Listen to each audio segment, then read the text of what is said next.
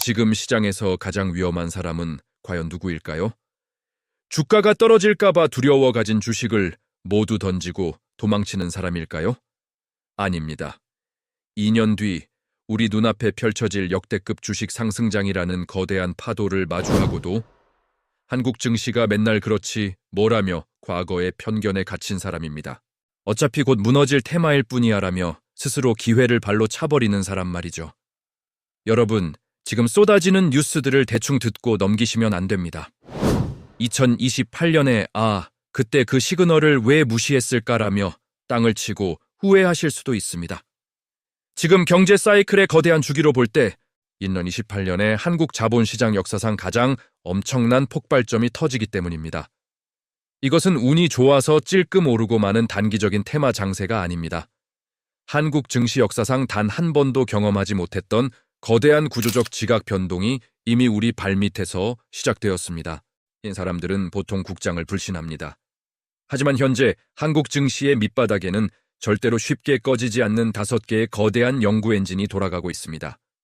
이것은 일시적인 호재가 아닙니다. 산업의 펀더멘털과 수급의 룰 자체가 완전히 글로벌 스탠더드로 바뀌는 거대한 판의 변화입니다. 현재 코스피의 위치를 냉정하게 숫자로 짚어볼까요? 2026년 2월 25일 코스피는 마침내 6,000포인트를 돌파하며 시가총액 5천조 원 시대를 열었습니다. 2025년 한 해 코스피 상승률은 무려 76%에 달했는데 이는 1987년과 1999년 이후 2000년대 들어 가장 높은 경이로운 수치입니다. 하지만 경제관측 편의점의 시선으로 볼 때 이것은 결코 끝이 아닙니다. 새로운 시대의 서막에 불과합니다. 오늘 저는 왜 하필 2028년이 한국 증시의 운명을 가를 폭발점이 되는지 그 5개의 엔진을 하나씩 아주 깊숙하게 뜯어보겠습니다. 첫 번째 엔진, HBM에 가려진 범용 디오램의 대폭발과 슈퍼사이클. 한국 증시를 밀어올리는 첫 번째 거대한 엔진은 바로 반도체 슈퍼사이클입니다. 단순한 호황을 넘어 산업 구조 자체가 반도체 중심으로 완전히 재편되었다는 것을 숫자가 증명합니다. 증권가 컨센서스에 따르면 2026년 삼성전자와 SK하이닉스 단 두 회사의 영업이익 전망치를 합치면 무려 3,075조 원에 달합니다. 2025년 전체 시장 이익이 약 230조 원이었음을 감안하면 이 두 회사가 대한민국 전체 시장의 이익을 훌쩍 넘어서는 돈을 벌어들인다는 뜻입니다. 노무라 증권을 비롯한 글로벌 IB들 역시 역대급 실적이 온다는 방향성에 완벽하게 동의하고 있습니다. 그런데 여기서 대중들이 철저하게 놓치고 있는 진짜 반전이 있습니다.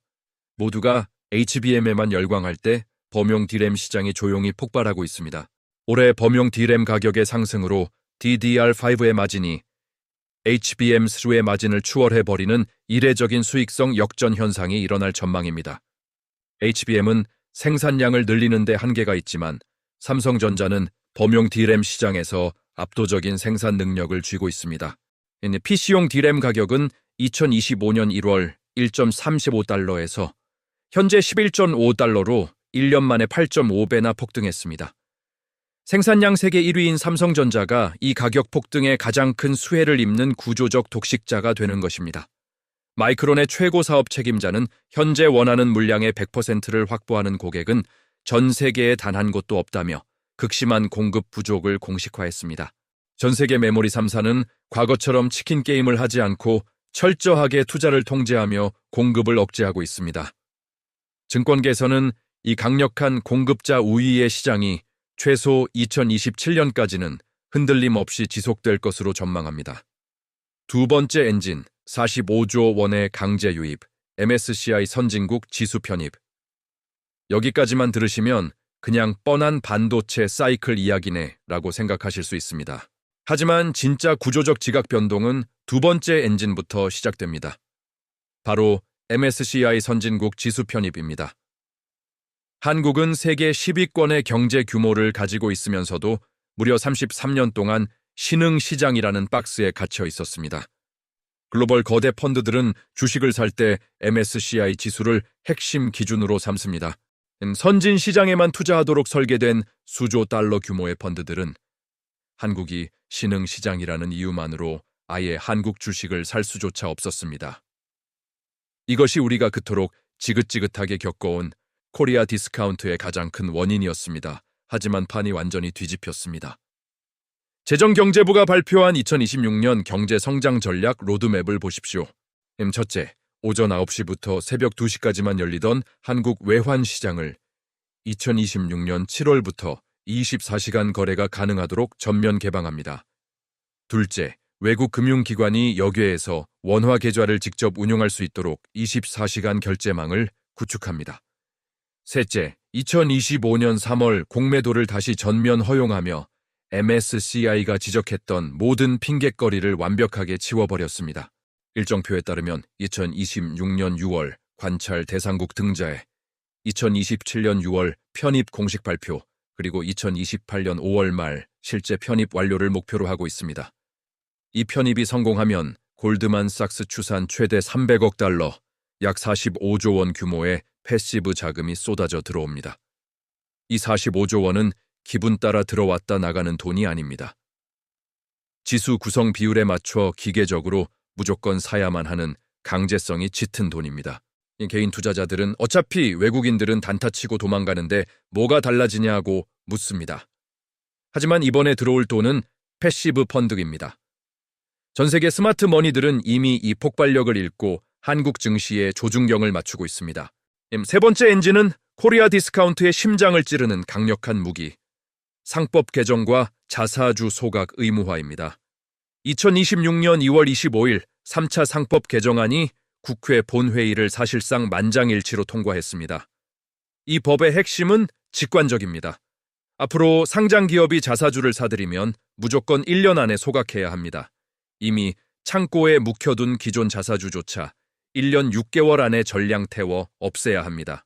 커다란 피자 한 판을 8조각으로 잘랐는데 누군가 2조각을 아예 없애버렸다면 남은 6조각 각각의 가치는 어떻게 될까요? 원래 8분의 1이던 가치가 6분의 1로 확 뛰어오르게 됩니다. 자사주 소각이 정확히 이 원리입니다. 시장에 유통되는 주식의 총 숫자가 줄어들면 여러분이 들고 있는 1주당 가치는 기업 이익이 늘지 않아도 구조적으로 올라갑니다.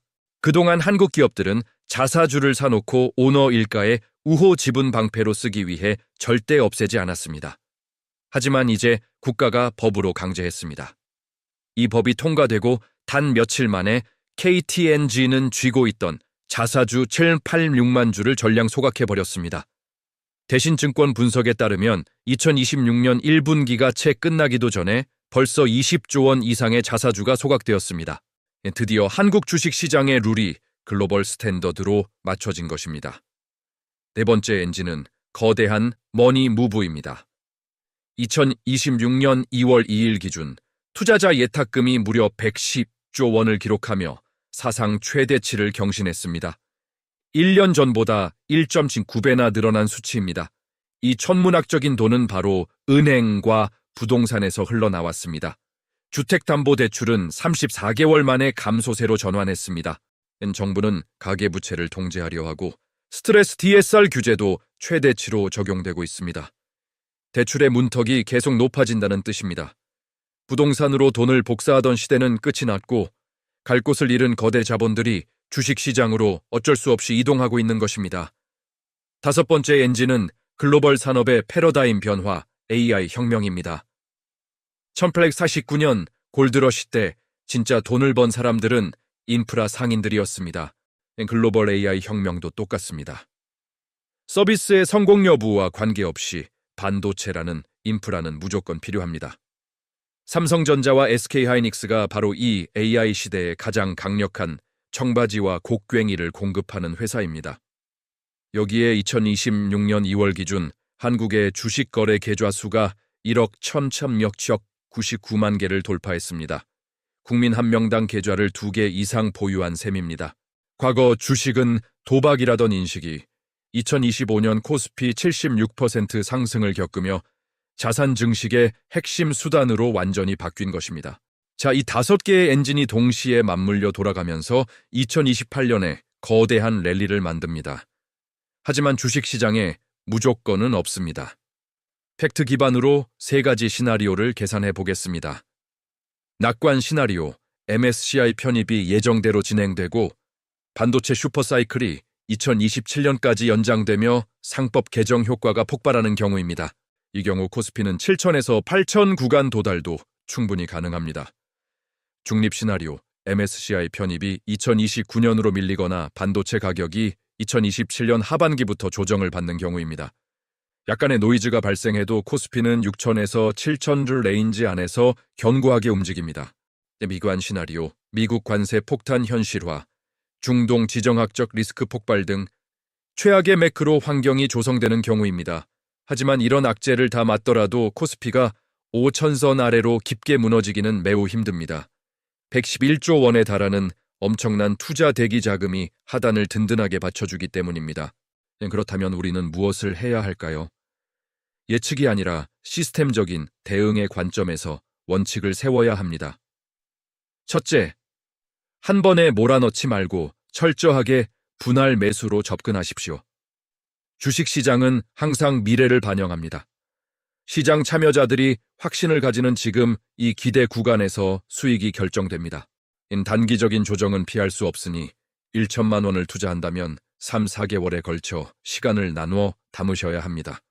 KB자산운용조차 조정이 오면 무조건적인 매수 기회라고 단언했습니다. 조정을 기회로 보셔야 합니다. 차분하게 원칙을 지키며 투자하시길 바랍니다. 영상이 도움되셨다면 구독과 좋아요 부탁드립니다. 둘째, 삼성전자와 SK하이닉스를 포트폴리오의 핵심으로 두십시오.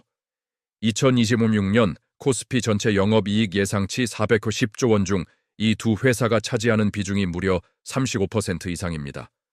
국가 전체 이익의 3분의 1이 여기서 나오는데 이들을 외면하는 것은 앞뒤가 안 맞습니다. 개별 종목 변동성이 부담스럽다면 반도체 ETF를 활용하는 것도 현명한 대안입니다. 셋째, 가치가 재평가될 밸류업 수혜주와 구조적 성장 업종으로 날개를 다십시오. 상법 개정으로 자사주 비중이 높은 기업들이 행동에 나서기 시작할 것입니다. 신영증권, 조광피역 등은 직접적인 수혜 후보군입니다. 동시에 전력기기, 에너지, 데이터센터, 방산, 조선, 원전 등 실적이 탄탄한 중공업 밸류체인으로 업종을 적절히 분산하십시오. 맺은 말, 살아남는 자는 예측하는 자가 아니라 인내하는 자입니다. 우리가 싸우는 대상은 빨간 차트가 아니라 마음속 조급함과 공포입니다. 세상은 늘 시끄럽습니다. 내일 아침 뉴스 한 줄에 가슴이 내려앉고 남들이 던질 때 혼자 버티는 것은 지독하게 외롭고 무서운 일입니다. 하지만 역사가 증명하듯 진짜 큰 부를 쟁취하는 사람은 단기 예측의 달인이 아니라 흔들리는 소음 속에서도 본질을 꿰뚫어 보는 사람입니다. 긴 시간을 묵묵히 인내하는 사람만이 2028년 거대한 정상에 도달해 환호할 수 있습니다. 오늘 우리가 나눈 치열한 고민이 2년 뒤 여러분의 자산과 인생을 완전히 바꿔놓을 강력한 무기가 될 것입니다. 포트폴리오 비중 조절에 대해 더 깊은 가이드가 필요하시다면 고정 댓글의 멤버십을 확인해 주시기 바랍니다. 뉴스의 이면을 읽어드리는 경제관측 편의점이었습니다. 감사합니다.